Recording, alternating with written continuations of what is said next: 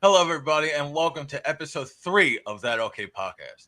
I have somebody very special. You may have seen me on his podcast, but if not, I have him back on mine.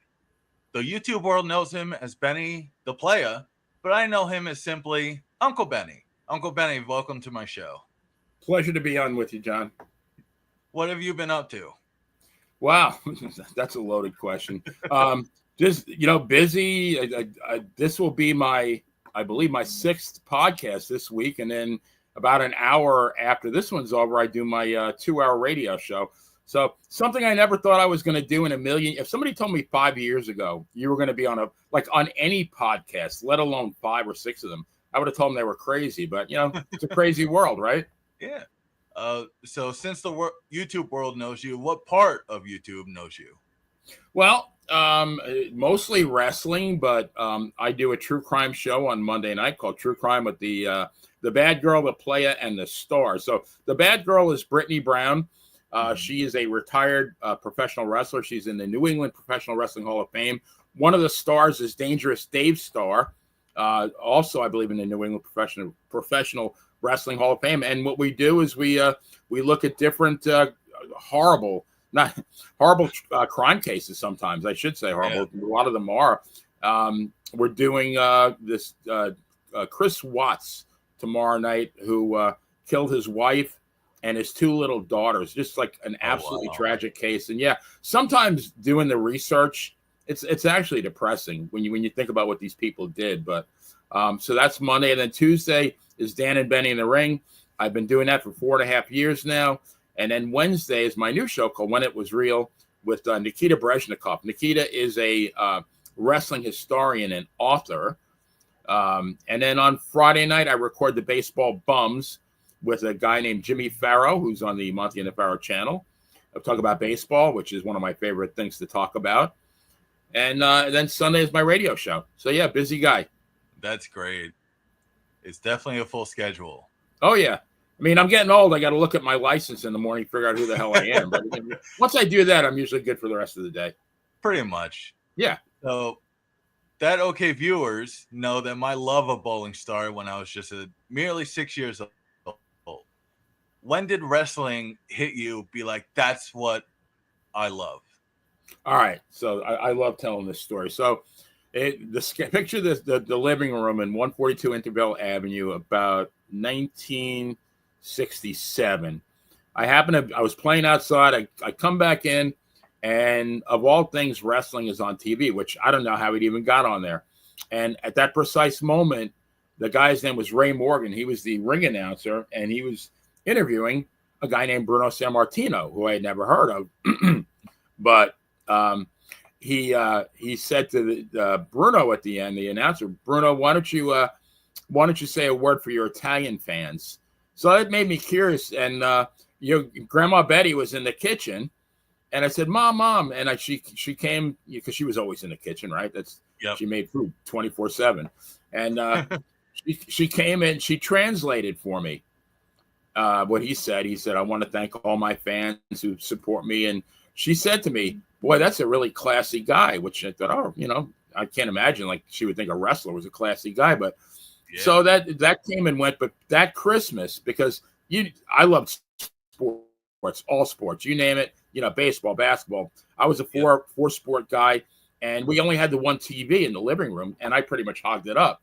So for that Christmas, 1967, they got me a 12-inch Hitachi black and white, which I put in the bedroom. So my bedroom was when you walked up the steps. When you went to the left, that was my bedroom. Yep.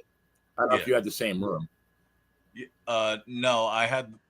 Well, after Joe and Teresa moved out, I took the whole upstairs. My bedroom was when you. Oh, you had the whole one. All right, cool. Yeah, I turn when you go up the stairs and make that left. I turn that into my TV gaming room. Nice. And then across the hall, I made that my bedroom. Oh, okay. So anyway, one Saturday night, fiddling around on the TV, and I guess my parents figured, okay, we'll see him again when he's 21. I just came downstairs for meals, but one Saturday night, fiddling around, and I find the UHF dial. Had never messed with it before, and somehow on channel 47, I turned to that right at that precise moment in time, and I saw wrestling, and it said Lucha, but it said Lucha Libre. I'm thinking, damn, this is going to be in Spanish because it was actually a station, and but it wasn't. You know, everything with the commercials were in Spanish. Everything on that whole channel was in Spanish, but the wrestling was in English. And after that, I don't know if it's even there anymore. The Island Garden in West Hempstead. I was 13. It was April of '68, and they were wrestling there. It was Bruno Sammartino versus Professor Toru Tanaka. And I asked my dad to take me, and he did. And they were both bouncing off the ropes at the end of the match, and they collided. And I swear to you, it felt and it sounded like an earthquake. I mean, they really smacked together. And they both went down. Now in wrestling, whoever gets up before 10 wins the match. The Bruno gets up at like 9.9999 seconds, just beats the count, and he wins. And my champion is still he became my hero. But that was the day I was hooked. But we're talking 57 years ago, and I still love it.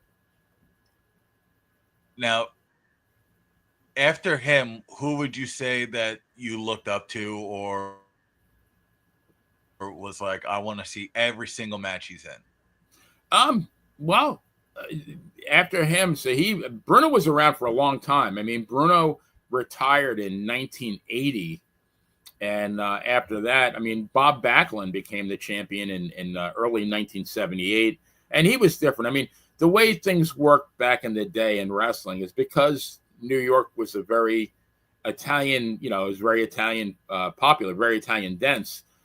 They made, and Bruno was Italian. They made him the champion. When Bruno got tired and wanted to go home, then they made Pedro Morales, who was Hispanic. And of course, there's a lot of Hispanic people in New York City. They made him the champion, but they decided to go a different route. And Bob Backlund, who is the All-American boy, they made him the champion. But even though he wasn't Bruno, I still liked him because he stood up for everything that was good. Yeah. So, I mean, and kind of after he lost, wrestling turned into a complete circus. And I mean, although I will still watch it, the wrestling that I truly love ended in about 1983. Yeah. And going along that with bowling, my hero was my dad, because I only got to see him on the weekends, and he would take me bowling. And it was something for us to do. Just the two of us had our own little thing. He taught me so many things, even though I was horrible at it. But you got to start somewhere, right? Exactly. After a few, you have to do this, you have to do that. I started actually being like, yeah, I have to do that. And then I started getting better and better. And me and him just went every weekend. It was a lot of fun. Now, was he ever there? Because you told me that you bowled on my podcast. You said you have 4 300 games. Did he see any of them? No, I gotta tell the truth. For one of them, I actually only have 3. One of them I liked because I would go with him when he had his league. He would have a Friday night league. This was back when he was on Long Island. He would have a Friday night league. I would go with him, and you had half the side was league, the other half was public. So he would bowl on his league, and I would be on the other side, just messing around. And I would mess with the scores to make it look like I got a strike. But when you change the score, you get a little dot in the corner. And so I run over. I'm like, Dad, I got 300. So he goes, yeah. So he comes walking over, and he starts laughing. I'm like, Dad, why are you laughing? You can see about 7 dots changed on the screen. I mean, What would you have bowled? About a 127? Probably. Yeah, okay. Maybe a But 140. you got three legit ones though, right? Yes. That's still phenomenal. I'm still trying to get one on league though. They've always been off league because there's no pressure. Right. I think the pressure gets to me because sometimes I'll have like 6 in a row. I'm like halfway there. But then I psych myself out saying that I'm halfway there. And then I throw it straight in the gutter. Right. Or miss it completely and get a washout. So it's I mean, it's got to be psychologically very, very intense. Once you get halfway there, I mean, even though like you're halfway there, I mean, every one of those next 6 strikes is going to be, really hard to get. Yeah. And people see bowling as like, oh, you got to walk up and throw a ball down the lane. No, it's very mental. You really have to use your mental capacity to be able to do it. I mean, yeah, you can take a house ball and throw it straight down the middle, but when you see all these pros hooking it all around the lane, you're like, how does that happen? And then it's all mental. Like Yogi Berra said, the game is 90% mental, the other half is physical. Right. Leave it to Yogi, right? I like what he said about the restaurant. He goes, nobody goes there anymore. It's too crowded. Yeah. Or you have to cut his pizza in 4s. He can't eat 8. You better go to people's funerals, otherwise they won't come to yours. He was quite the character. Oh, yeah. So there was this whole rumor, and people going back to wrestling, people would always say, oh, it's scripted. It's scripted. That really wasn't supposed to happen. How did you feel when you found out it was scripted? So my Uncle Izzy, your mom remembers very, very well. He was our great uncle, actually. And Uncle Izzy actually was a professional boxer. He fought at Madison Square Garden for the World Welterweight Championship. Mm-hmm. And he would tell me, hey, Benny boy, he's so fake. And I had just become a fan, and I did not want to believe him. Yeah. So I kept denying it. Nah, it can't be. No, it's got to be real. And then I guess I was about 17, and I was watching a Hockey Islanders game on TV, and they had a high school wrestling or a college wrestling coach on there, and they asked him, like, how is college wrestling different than what you see on TV? He said those guys are registered members of the Actors Guild, and the minute he said that, it's like, oh crap, it kind of. But, and for a while there, I really was bummed out. But then it didn't make any difference. It made it even more fun because you didn't know who was scripted to win. Right, yeah. But, regardless, it might be as far as the outcome was predetermined. But let me tell you something. Those guys, when they're, body slamming each other, that hurts. When they get thrown out of the ring, or they get their head hits a ring post, or if they get hit with a chair, that hurts. That's not fake. No, it didn't matter. I mean, after a while, I was bummed out at first, but after a while, it didn't matter. And like now that I'm older, I have way more respect for these guys. Because they were so good at it, and that they made me think it was real. For you to go to a wrestling match thinking you're going to go to see a real fight, that shows how good they were. Like now now you're going to a show. You're going to a show. There's no pretense that it's a real fight. But back then it was. And those guys, they made you believe it was a real fight. I don't know if it was already going when you were a kid, but what was it like seeing your first WrestleMania? Because that was like the big event, the biggest event. How did you feel when you saw your first? So that was 1985. I was already 30. And back then it was a pay-per-view. So you had to lay out some dough. I think it was like $39. The first couple were right. The one that I really got hooked on was WrestleMania 3 in 1987. And I was living in Hagerstown, Maryland at that time. I worked for Citibank, and they had relocated me. WrestleMania 3 was Hulk versus Andre the Giant, and that was like huge. That was at the Pontiac Silverdome. They sold 93,000 tickets. It was like $39.95, I think, or $49.95 to buy it. But I got smart. What I did was I invited a whole bunch of people from work, and I charged them like $15. And I, because down in Maryland, crabs are really popular. I said, for $15, you get to watch WrestleMania, and we'll eat crabs and drink beer. So, I got enough friends came that I saw it for nothing. I even put a few bucks in my pocket, but but even then, like to have gone to that WrestleMania at the Silverdome, even if it cost you maybe 30 or 40 bucks this year, now it's 2 nights.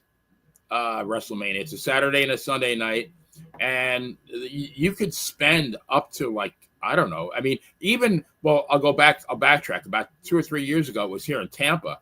The cheapest seat in the house was $400. And I'm thinking, like, I'm not paying that. I'll watch it on TV. Like, but I mean, just for example, like, you live in Maine. Say that, you wanted to take Mrs. OK to see WrestleMania. Well, now you got to buy 2 plane tickets. You got to fly to Vegas. You got to rent the hotel room. You got to, either rent a car or get an Uber. You got to buy 2 seats to WrestleMania. You're probably out at least $5 or $6 grand. That's too much money. I can't even afford the Uber. Right. Well, I'm saying, like, but my point is, back in the day, it was affordable to the average blue collar guy. Now it's kind of priced itself out. And even pay-per-view is completely out the window. Right. Yeah. I mean, now you can, if you get Peacock, which what is it, like $5 or $6? Like, I watched it. I watched WrestleMania. I fell asleep. Wrestling doesn't do the same for me anymore, because that these guys are. I mean, even though I knew back then, like, they were just so good at it, that making it look real. Now they don't even. It's just a big show. Yeah. So it doesn't really hold my interest. I watch it because I do podcasts and I have to. Do you think it's becoming too much of like they're reading a script, they're not wrestling, it's like a podcast to them with a little wrestling mixed in?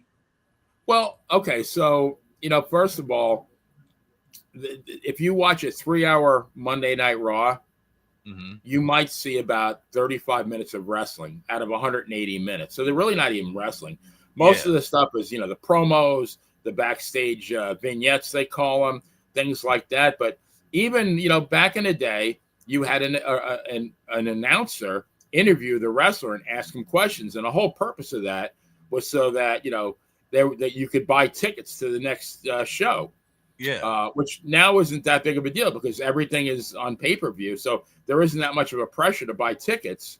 But, nowadays it's, I don't know, like Roman Reigns is going to have a mic in his hand and he's going to talk for 10 minutes, and it's just, I mean, some of these guys are pretty good, but it's very, very obvious that, they rehearse this many, many times. Yeah. What was it again? So John Cena recently announced that he's retiring. I don't know if you follow him. Yeah. Or like him. Oh, yeah. Do you think that's going to raise or hurt professional wrestling? No, it's fine. I mean, you got to keep in mind, John Cena has been away from wrestling for the most part for about 7 or 8 years. Yeah. He's been in Hollywood making movies. He decided to come back and do his farewell tour in 2025. And now both he and Ric Flair held a record. They both had 16 world championships. And the whole thing was John Cena. He said, I'm on a quest. I'm going to win that 17th world championship, and then I'm going to retire. So at WrestleMania, he did indeed win his 17th world championship, and he probably will retire at the end of 2025. I mean, but keep in mind, the guy, I think he's 48 years old. So at this point, it's fine. I mean, there's so many. He's been away for so long that they've developed other stars to replace him. that it won't be that big of a deal. But I mean, back in the day, and back in 2010, 2011, I mean, he carried the company on his back. Happy Sunday to you too, Jason. Oh, hey, Jason.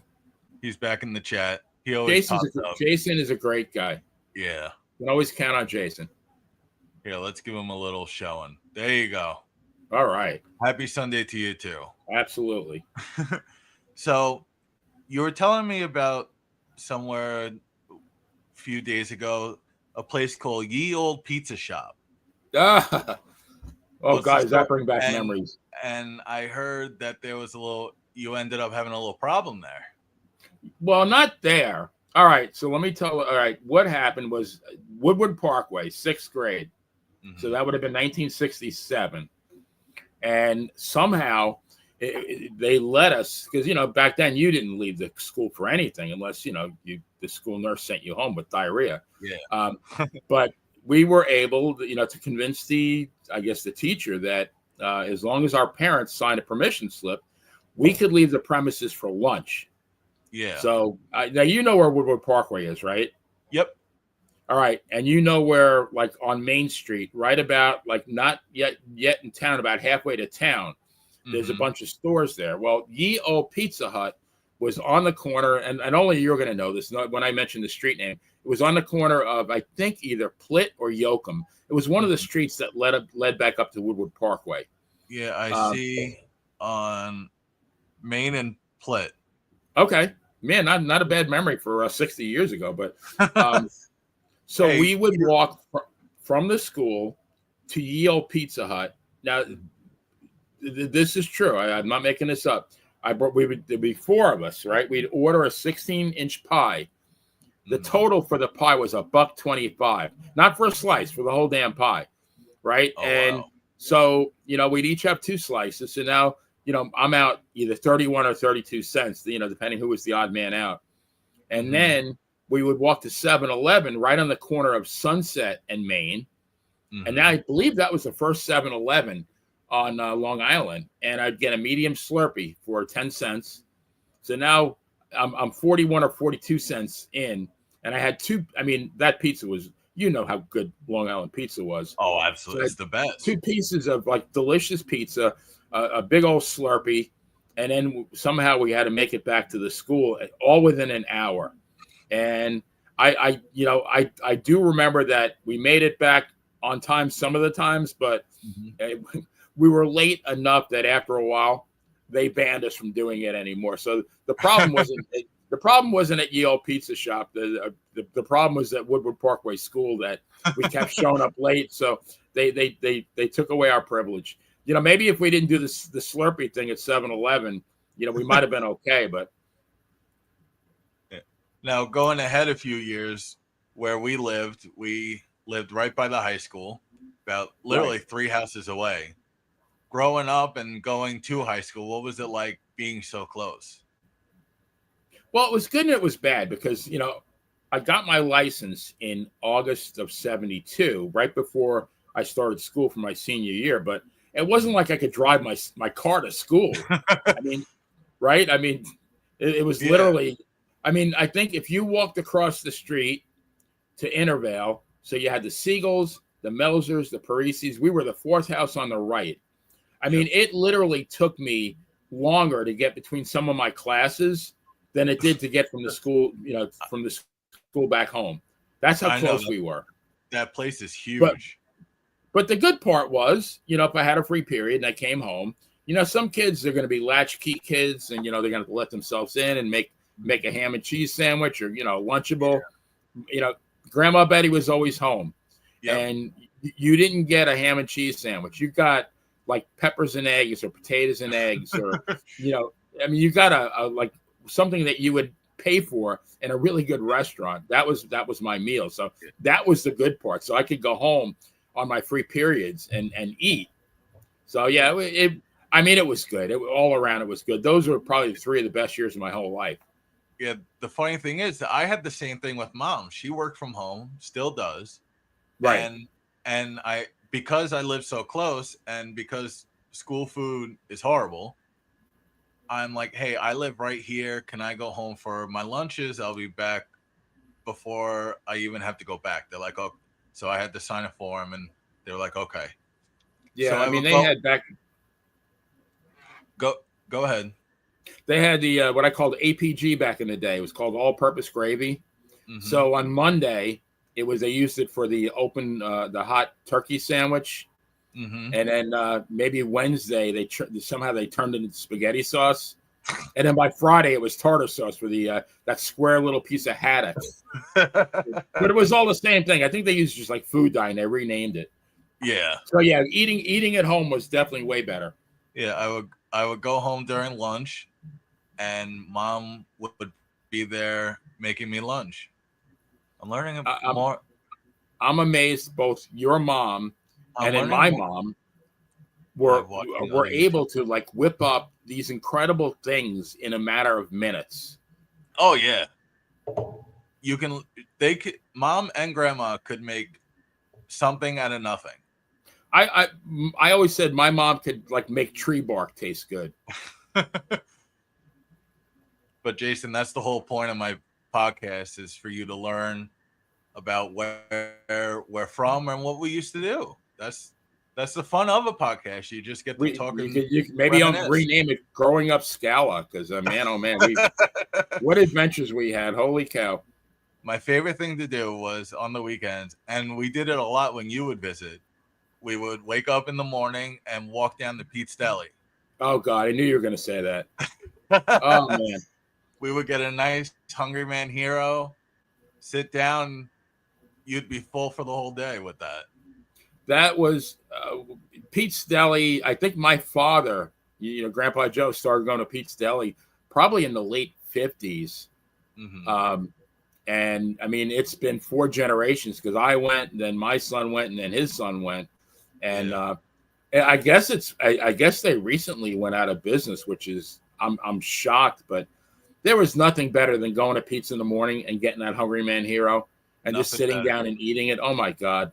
Or the only thing close, or probably a little better, is grandma or mom's cooking. Of course, yeah, but I'm saying for to go to a deli and get Yeah, that kind of food, yeah, it was incredible. it really was. And it was Even great even that it their was, buttered rolls. yeah. Funny memory is I used to do karate. I uh back in high school. My best friend AJ, we always had karate class on Fridays, and me and my best friend AJ, we would switch off sleeping at each other's houses. And so when he would stay at my house for the weekend, we would wake up Saturday morning and walk down to Pete's Deli and get breakfast. That Yeah, that was like that was like what we that was the staple of staying over. Pete's Deli was always a treat. My mom would in the summer because she didn't drive, so she would take a paper of those old brown grocery bags and a pencil and write out her like a quarter of a pound of Taylor ham, a dozen eggs, whatever. And then she must have had Pete's prices memorized because I was always afraid that she gave us money and your mom and I would walk to Pete's with this Yeah. with this list, and then Pete would fill the order, and we'd walking home, and I mean, she was always within a nickel. I don't know how she did it. She, like I said, she must have knew every price. Now, we always thought like, what if we're short? Pete, and of course, like you would never see this now, but Pete had his phone on the wall, right, and there was Mhm. a notebook next to it, and he put like in his notebook everybody who owed money, and they all settled up, when they got paid. I mean, back in the day, that was the trust level that people had in each other. Of course, I don't think you could do that now, even if you wanted to. Yeah. It was just so fun going there in the morning, getting that hero, and you bit into it. It was like biting into heaven, pretty It much. was heaven on earth, absolutely. Yeah. It was. I always joked around saying it was the eighth wonder of the world. Yeah. And then my dad, Grandpa Joe, because he worked at Ideal Chevy on Route 109, and he'd stop there every single night, and he'd buy a box of either Ringdings, Devil Dogs, or Yodels. And I swear to you, John, like there was never one single night where there was one of those left. They were gone every single night. There was never any leftovers. They were so good. You get a like a, and this is after a big dinner. You know how Scalas cook.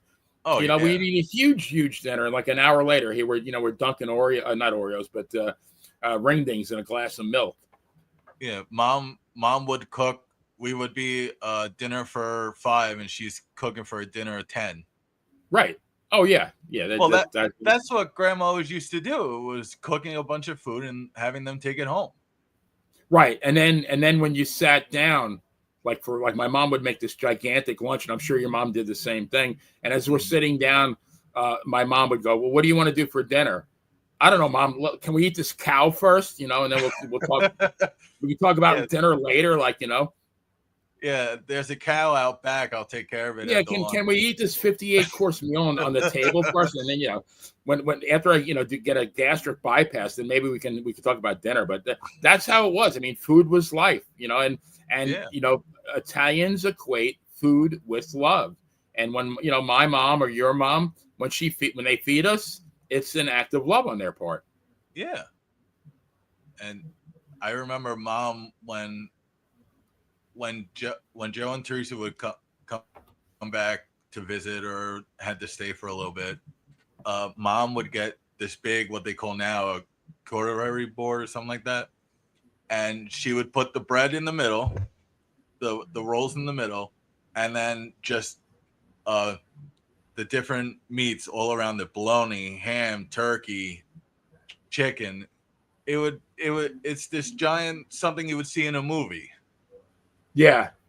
My mom and dad would go to the farmers market on Hicksville Road on Saturdays. It was like your mom would come and Uncle Jim. We'd all go, and because there was a really good like novelty store right in the beginning of the farmers market. It had like all kinds of practical jokes, and then in the back was actually an old bookstore where I would find these old wrestling magazines. But there was an Italian deli there, and they would get the provolone cheese and like the sticks of pepperoni and Italian bread, and a similar kind of thing. You know, my mom would just lay out the bread, and she'd chop up the cheese and the pepperoni. I mean, that was like a meal in itself, and that was just a snack. Yeah. That was a warm up for dinner. Like, yeah, a whole burger was a warm up for dinner.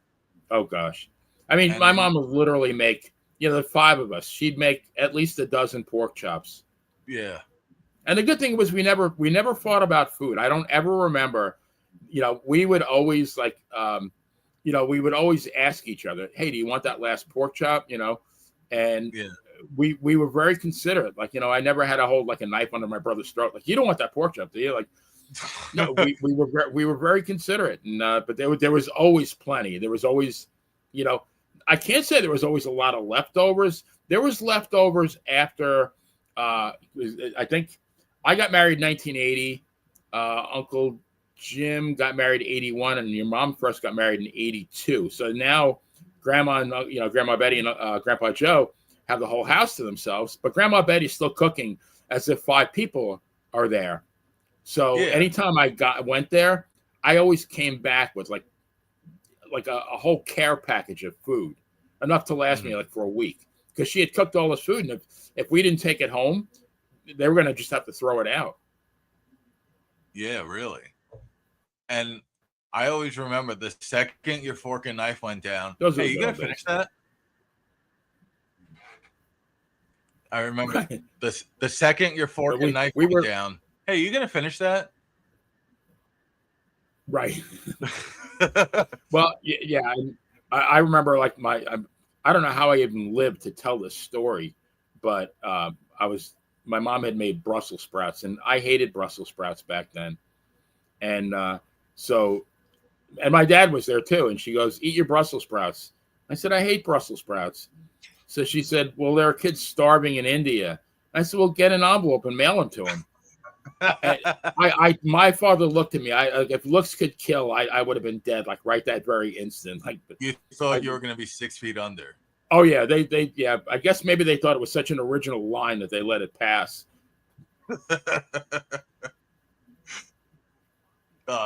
Now, we talked about this along with growing up in Farmingdale. We talked about this on your podcast. What was it like bowling when you were a kid? Like, how Bowling? did, yeah, Oh how did God, bowling? I loved it. We you know I think I started when I was 12, 1967, Farmingdale Lanes. Um, there was their names were Gricka, Gricka. The husband's name was Al. The wife's name was Chicky, and they ran it. It was for the PBC Police Boys Club. It was $1.25 for 3 games and shoes, right? Yeah, And then my mom would give me, like for 10 cents, you can get like oh gosh, what do you call this thing? Like an almond joy out of the candy machine. candy And for bar. Yeah, another 10 cents, you can get a Super Ball. And it was great. You bowl 3 games. It was a competitive league. And that's when I got my first ball. I think it was an 8-pound bantam ball. It was like, it had the red and blue triangles. And then after that, I think I was about 13, and I got I think my mom redeemed green stamps, the SNH green stamps they used to get from King Cullen, and they got me an AMF ball with the 3 dots. uh-huh. Yeah, and I think I was 13 or 14 when I bowled a 231, which is still my highest game ever. And I thought, man, I'm going to be on the pro tour, but like that was it for me. And but I bowled there probably for, I want to say 4 or 5 years, and then I switched over to County Line, and I bowled in a mixed league, and I loved it. I always loved bowling. When we were kids, every once in a while, my dad would say, "Hey, you guys want to go bowling?" It's like you really have to ask. You got it. We were in the car in about an eighth of a second, and usually when my dad took us, we went to County Line. I personally preferred Farmingdale. I felt more comfortable there, but I didn't. I did not mind County Line. I mean, to me, bowling was bowling. Yeah. Oh, Joe's here. Hey there, Hey, brother. Joe. Yeah, well, hello to you too. I just found out of nowhere. I was clicking around trying to figure out things, and you can just click on the chat and it pops up on the screen. Thank you for teaching me that. I'm going to start using that on my shows.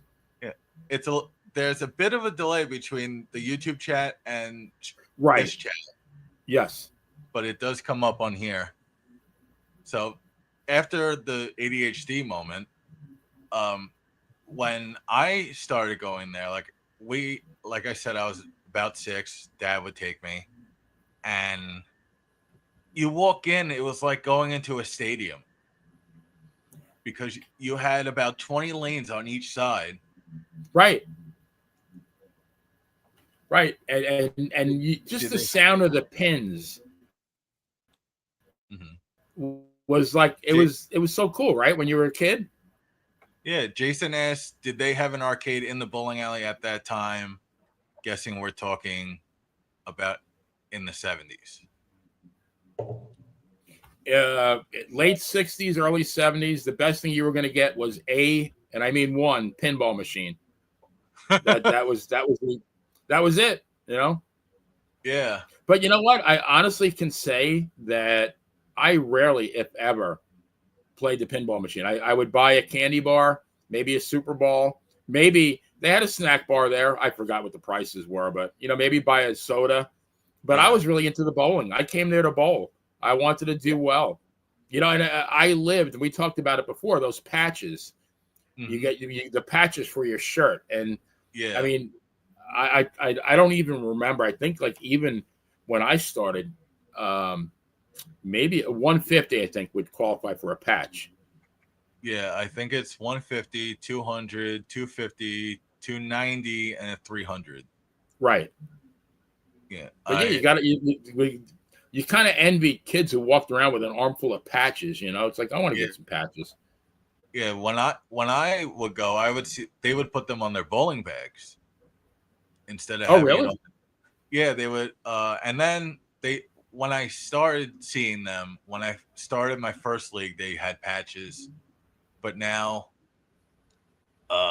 they do when I got into high school and started with that, they did keychains. Oh, okay.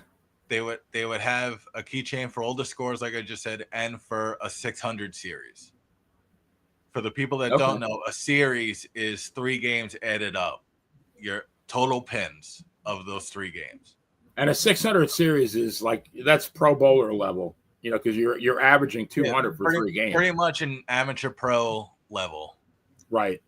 Joe said, Farmingdale Lanes in the 90s has Revolution X, Aerosmith shooting game, baseball, pinball. Oh, me and Joe played that shooting game all the time. I remember that. He would always beat me because he had the quick hands. So he would always get there quick. So once I got to high school, that's when I started with the high school team. The high school, right? Yeah, and I was bowling literally 6 days a week. And like I said on your podcast, Monday was practice, Tuesday was a game, Wednesday was practice, Thursday was a game, Friday was extra practice. No, Friday was my league, and then Sunday I would go in the morning. And it was Sunday mornings were perfect. I know I'm rambling. Hey man, Sunday mornings were perfect. 9 a.m. to noon, $2 a game. Mom would give me $20. She would drop me off and go do her errands, and I'm there playing 10 games. I would say, "Hey, Mom, I'm done," and she would come and get me. So, what would you figure like the most amount of games you bowled in 1 week? Oh, let's see.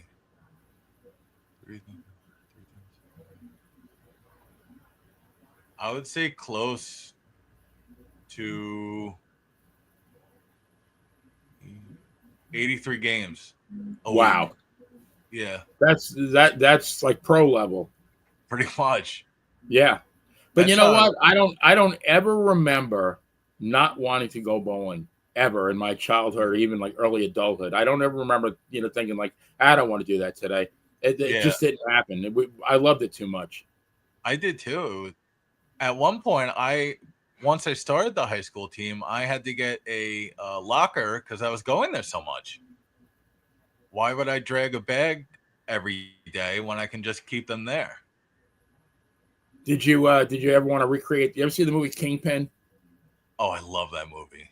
When he comes in and the Tuna Disco Inferno grabs a slice of pizza. Like I love that. It's one of them. Not that I even love the movie that much, but that's one of my favorite beginnings of movies of all time. It's a good movie because it's about bowling. My favorite scene is when he goes into the tournament near the end of the movie, and everybody lines up to do that first roll. And so he goes, and you see his hand going with the ball. Right, yeah. Yeah. His Roy prosthetic Munson. hand, his rubber hand going with the great Roy Munson. Yep. But now going back to wrestling, there was this big controversy. I heard about this. How did you feel when they demasked Rey Mysterio? Oh, well, I mean, a long time ago, about 20 years ago, maybe even more than that, in WCW, he unmasked for like months. So, now it is like, I guess, according to because they're called luchadors, and in Mexico, being a luchador is sacred, and you never give up your mask. But, I mean, Rey Mysterio, he's almost 50 years old. He's done everything there is to do in wrestling. Honestly, I think the guy should retire before he gets hurt. His son actually is a huge star now. His son Dominic is doing really well. I was just about to ask about that. Yeah, just won the Intercontinental Championship at WrestleMania. He's a very hated heel, but I think he's slowly turning into a baby face. He's kind of hard to hate at this point. So I think that Ray should maybe be his manager or something. Ray has entertained people. Ray started wrestling, I think, in 1992. Mm-hmm. So I mean, 33 years. Quit before you get hurt. Yeah. Joe says, speaking of wrestling, tell everyone how I used to put you to bed every night. Oh, so Did he give you the this sleeper was, hold? no, this was I forgot what age I was. Joe was still living at home, and mom was like, take Jonathan to bed. He has to go to bed. So he would pick me up above his head and slam me onto the bed. There you And go. that was the good night tuck in. Oh, not. Oh, he gave you like a John Cena F5 or Yeah. AA attitude adjustment. Yeah. Yeah, he would give me a body Brock slam. Lesnar's the F5. Yeah. But and I was his personal punching bag when he started doing it. It's a job you had to do it. You had to pay your dues.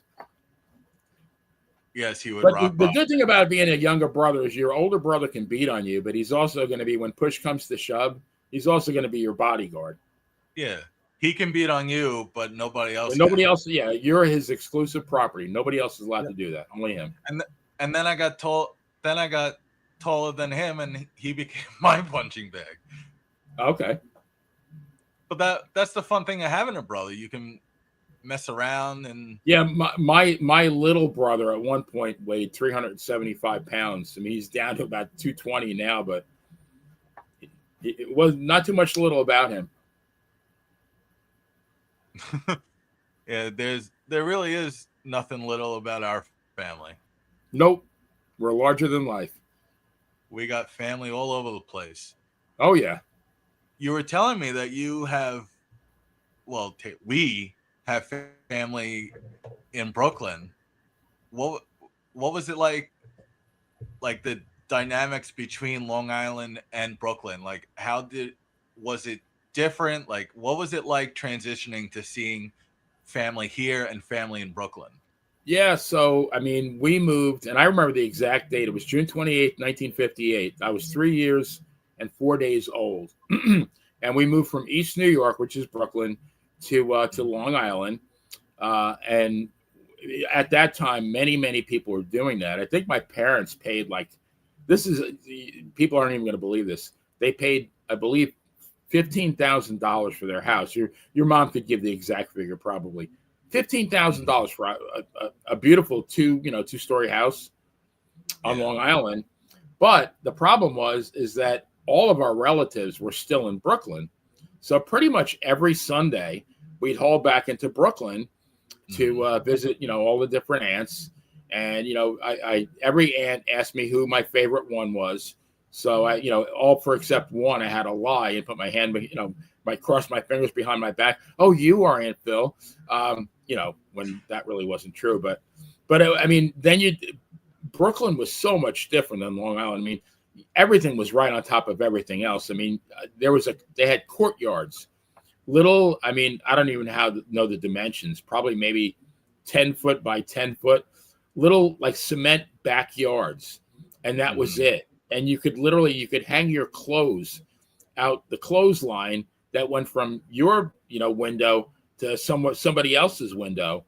Yeah. And it was so different. And all I know is, I mean, I loved my relatives, and a couple of them were really good cooks. A couple of them weren't very good at all. But you had to take the bullet for the team. And then I was very happy when it was time to go home. And I knew there was I don't know if you remember, at Pete's Deli, when you turned onto Midwood from Main Street, there was a sign right on the side of the wall at Pete's Deli. It said, "It's Cott to be good." COTT. Yeah. Cott was a soda company. And then I knew that we were going to be home in about, a minute or two. And my dad, every single time we pulled in the driveway, he would say with an English accent, sweet Aum." And then, I knew that it was time to, get my pajamas on, go to bed. But it was fun. But it was like two different worlds. Long Island and Brooklyn were almost like, to me, like two different planets. Yeah, it's always weird. Like, I would go into the city as a kid. I know it's just completely different from Brooklyn, but you're always looking up. Like, oh yeah, New York, they don't build out, they build up. Everything is gigantic. Yep. Yeah, And everything there's no space between things. No. Everything is on top of everything else. And it took you an hour just to go 1 block if you drove. But the good thing about living in a Brooklyn or a Manhattan is you didn't really need a car, because like everything you needed was, a block away. You could walk to church, you could walk to school, you could walk to the grocery store. If you wanted to, you're an adult, you want to go to the bar. Everything was within walking distance. Yeah. But Jason asked, have you two been to all 5 boroughs? What are the 5 boroughs again? Remind me, John, what they are, because I've been away from. I think it's Brooklyn, Manhattan, Staten Island, and Queens. Is it Queens one of them? And Queens and one other. I've only been to Manhattan and Staten Island. No, I've definitely been to all of them. Actually, I've been to all of them many, many times, because when I went to college initially, I went to St. John's University. So I was literally driving from Farmingdale into New York City every single day. And then there was a while where one summer I got a job on Wall Street, and the really cool thing was the company that I worked for had a bowling league, and it was the one and only time I ever bowled in Manhattan. Well, that was fun. Yeah. No, but I've been to all of them many, many times. I mean, I haven't been back to New York since 2017. I'm sure it looks way different now. Yeah. I feel disgusted because we're Yankee fans and we forgot about the Bronx. Right. Okay. There you go.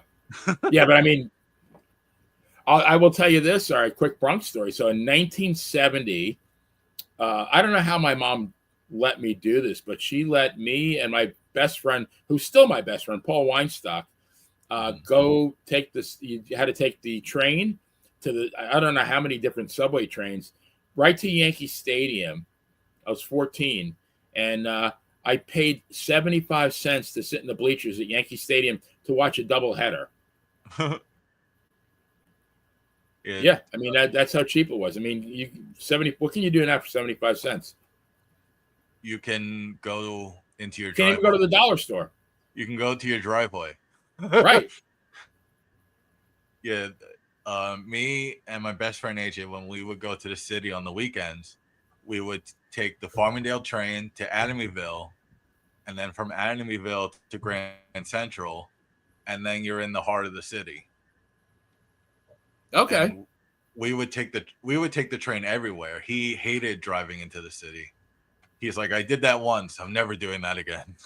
I would, if you handed me $100,000 in cash right now and said, I'm going to give you this, but you have to drive into Manhattan, I would tell you to keep your money. There's no way I would do exactly. That. Yeah, and then we took the Staten Island ferry, and that was a lot of fun going around. Yeah, that I've done. That was a blast. Going around. Yeah, I will tell anybody who is not from New York who wants to go visit, especially the city, that you really should go with somebody who knows their way around the city. Oh, absolutely. And it will go that much better for you. If you're like a rookie and you're wandering around the city, I mean, you might enjoy it, but you're going to enjoy it a lot more with somebody who knows, where to go. Yeah. I mean, basically a tour guide. Right. Exactly. Now we're going to be around the 1 hour mark, so we're going to wrap it up a little bit. All righty. Wow, I went fast. I know it. Literally, I can talk for hours about. Well, you and me both. That's why I'm having you on. You had me on. We're just going to continue everything. we'll keep swapping. All right. So as I ask that I'm going to ask everybody, if you want to plug anything before we leave, go right ahead. Oh, all right. Well, I want to plug in my respirator because I'm getting old. No, I'm only kidding. I'm in great shape. I'm in the best shape of my life, actually. But yeah, so within, what time is it now? Maybe in about an hour and 5 minutes, I am going to be on radio station WANT. Want, if you want it, we got it. It's an internet radio station, kind of rinky-dink, but you know what? I in a million years, I never thought I'd be a DJ, but I host a show called The Playa Playing the Platters. I do 60s and 70s music for a couple of hours. The nice thing about it is that I get to choose my own playlist. I can say whatever I want, but although I keep it very clean, I definitely keep it PG. But it's a blast. And then, I mentioned all my podcasts earlier, but I thought when I retired, I'm semi-retired. I still do kind of work, but I thought I was going to get bored. But there is never a minute when, between going to the gym, which I do twice a day, going to Grandma Sally's, which I go every day for breakfast, which is kind of like going to Pete's, working on all my different podcasts and my radio show. I don't have a spare moment, but I love every minute of it. I will tell people, as you get older, if you want to stay young, the best thing you can do for yourself is stay busy. Absolutely. And Jason, you're very welcome. We always like you coming in, and I will see you next show. Absolutely. So thank you very much to be on my show today. Oh, it was my pleasure. And I definitely want to be on that baseball podcast with you. Do you really? Okay. I love baseball. I love everything about baseball. Actually, tonight at 7:30, I think, on the Monty and the Pharaoh channel. I'm glad I just remembered that too.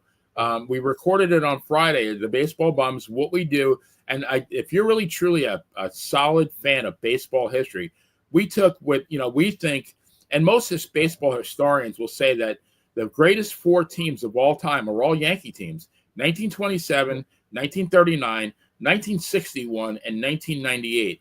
And we broke down position by position who we thought was better at each position. We assigned each one a ranking of 1 to 4, and I was the scorekeeper. And at the end of it, we crowned the greatest team of all time. So if you want to find out which team of those four is the greatest of all time, at least according to us, tune in on the Monty and the Pharaoh YouTube channel tonight at 7:30. It's a really, really good show. But yeah, John, you can definitely be on the show with us.